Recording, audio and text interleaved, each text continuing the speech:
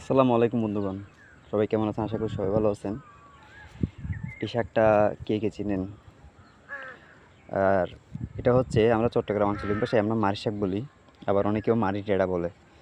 তো এটা হচ্ছে প্রায় মানুষ পছন্দ করে। আর এই শাকটা উইথ টেস্ট, এবং এটা চট্টগ্রামের বাইরে কিন্তু মানুষরা বড় বড় মাছ দিয়ে রান্না করে। তো এই শাকটা অনেকেও রোপণ করতে চায়, যেমন কি বাড়ির ছাদে বা বাড়ির আশেপাশে। তো তাদের জন্য আজকের এই ভিডিও।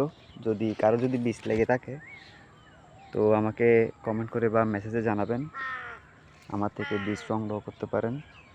ধরেন আপনি ছাদ বাগানে দুই একটা টপের মধ্যে দুই একটা গাছ রাখলেন, তো এগুলো থাকলে এনাফ। আপনারা দুই একটা গাছ থেকে অনেক শাক খাইতে পারবেন। যেমন কি এই আমার একটা গাছ দেখেন, এই শুধু একটা গাছ, এই একটা গাছ থেকে আমি দীর্ঘ অনেক দিন ধরে শাক খেয়ে আসতেছি। তো এই শাকটা হয়তো বেশি করা লাগে না, আপনার দুই তিনটা গাছ থাকলেই এনাফ।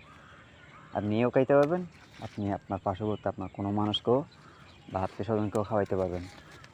তো এটা হচ্ছে খুবই লাভজনক একটা গাছ, এবং ছাদ বাগানের জন্য বা বাড়ির আশেপাশের জন্য একদম পারফেক্ট।